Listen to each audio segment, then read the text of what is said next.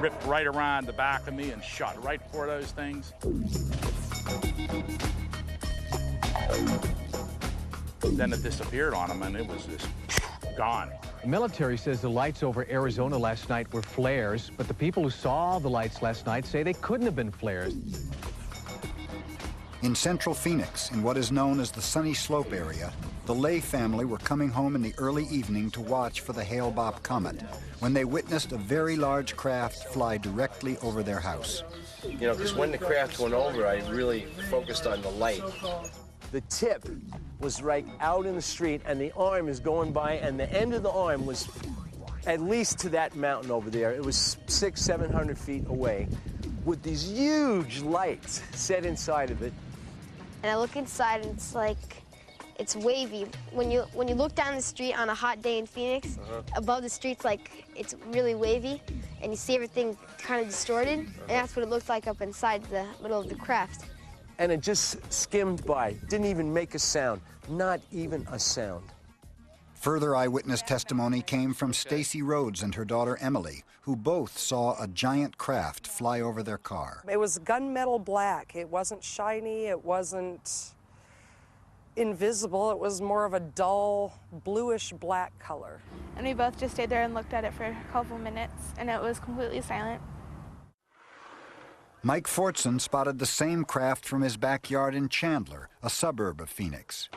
When you're looking to the north towards Phoenix proper, the lights of the city of Phoenix and Tempe and Scottsdale and all these here will form a gray background. And this was a black object coming through a gray background. We had no problem whatsoever seeing this vehicle. We knew it wasn't really ours because it was just too doggone big. As a matter of fact, profoundly massive is a better way to describe it. We don't really have words in our language to describe something that large. It was huge. Councilwoman Frances Barwood was approached by a reporter who complained about the lack of response from local government regarding the sightings. What this reporter said was that they had gone to every level of government, including the city of Phoenix, and nobody would talk to them. That this object went from north of Prescott, from Paulding, all the way down to Tucson, and then was also seen in Wickenburg. And nobody would give them any answer. They either told them that they were not going to talk about it at all, or that there was nothing, that nothing happened. Responding to mounting pressure from his constituents, Governor Fife Symington held a press conference. Oh, I'm going to order a full, investigation of this through DPS. We're going to make all the necessary inquiries, and we're going to get to the bottom of it. We're going to find out if it was a UFO. Later that day, Governor Symington held an unscheduled live press conference to announce that they had discovered the source behind the Phoenix lights. And now I'll ask Officer Stein and his colleagues to escort the accused into the room so that we may all look upon the guilty party. Now, this just goes to show that you guys are entirely too serious. Well, I think everybody pretty much laughed at it. I thought it was really disgusting. He was just dismissing everything that these people had seen and said, just like we're all Looney Tunes. I just thought that was a really improper attitude for somebody in his position. Nobody in state, local, federal, military, nobody wanted to talk about it. They didn't want to interview witnesses. They said it didn't happen. They said it didn't concern them. There was one councilwoman, Frances Barwood. She's the one that spoke up and said, why don't we investigate? And then when it came time for her election, she lost. And the press, the media, everybody else was really trashing her bad. Why is everybody so afraid? And the only thing I can think of is, one, they're afraid of their careers, which, comes to a point of what's more important, your soul or your job, and I guess to them it's their job. And the second thing is the scorn factor. The U.S. military's involvement in the UFO subject dates back to World War II. It began with the sighting by Air Force pilots of mysterious luminous orbs called Foo Fighters, which would pace aircraft during missions and dart away. They fly circles around anything we've got flying. That strange behavior includes the ability to both hover and move at extremely high velocity, to make right-angled turns at high speed, to go straight up, straight down, all of this typically without any noise, without any visible external engines, without any wings, without any tail. We simply could not do that back 50 years ago. In the summer of 1947, numerous UFOs were spotted by local authorities, airline pilots, and civilians worldwide. By July, these sightings made headlines in newspapers all across the United States, culminating on the 8th of July with the alleged recovery of a crashed disc on a ranch near Roswell, New Mexico. The military were quick to respond. They send agents out all over this area here to try to get information on Roswell. And yet we stood back like fools and said it didn't exist. It was a weather balloon. 50 years after the incident, Colonel Philip J. Corso, formerly a member of the National Security Council, revealed that the weather balloons over Roswell was a cover story for the crash of an alien craft. We had the cover to protect our own installation because they tabbed us as kooks and they destroyed our organization. You had to understand what was going on in the government and the climate of opinion and all. So, discretion better part of valor, we just kept it to ourselves. Only some certain people knew about it, head to head, brain to brain, no paper trail.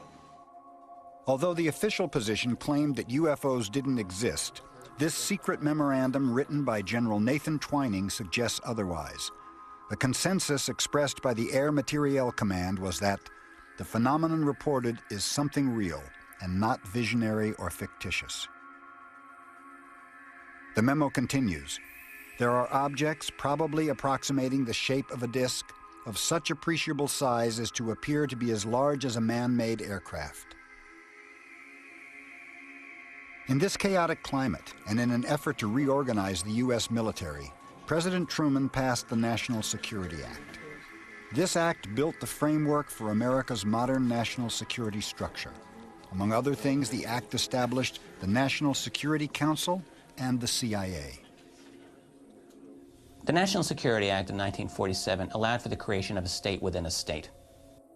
Author of UFOs and the National Security State, Richard Dolan, asserts that the signing of the National Security Act created an intelligence infrastructure capable of maintaining a very high level of secrecy. One with an enormous amount of power, an enormous amount of wealth, an enormous amount of secrecy, and latitude of action.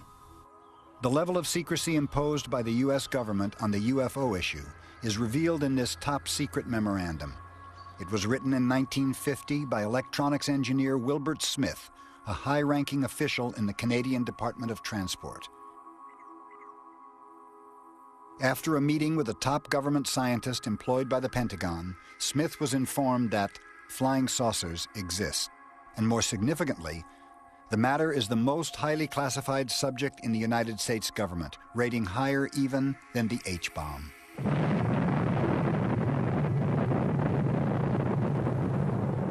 In my opinion, I think they were worried that it would panic the public if they knew that someone had vehicles that had this kind of performance, way back right after World War II.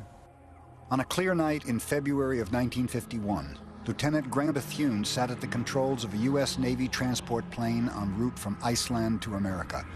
The flight was routine until Bethune spotted a strange group of lights below his aircraft. And we were at 10,000 feet, and this was about 15 miles away.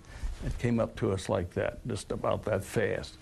And of course, I disengaged the autopilot to put the nose over. I thought we'd be able to go under this thing and not collide with it. And when I did, it's staring me in the face, and you couldn't see anything out the cockpit. We could tell it was a monster about 300 feet in diameter. As it drifted out to our right, we could see the dome. According to Lieutenant Bethune, the object remained in this position for about a minute. It then accelerated rapidly and disappeared above the horizon. Upon landing at an air base in Newfoundland, he was briefed and interrogated by several officers from Naval Intelligence. At the conclusion, he was ordered to never speak about this incident again. You accept anything like that simply because you're in the military, and that's your job, is defending the country, and whatever they tell you to do, you do. The identity of the group responsible for imposing the secrecy around the UFO issue was revealed to Lieutenant Bethune several months later in a conversation with an officer from Naval Intelligence. And I asked him the question, I said, what happens to this report? Where does it go? He said it goes to Navy Intelligence, Chief Naval Operations, then it goes to a Joint Intelligence Committee. Now, of course, later on, I learned that it was MAJIC, which is Majority Agency of Joint Intelligence. Now, he said this was a small committee, But this committee determined whether it would affect our national security, that if it did, it would probably never go anywhere else.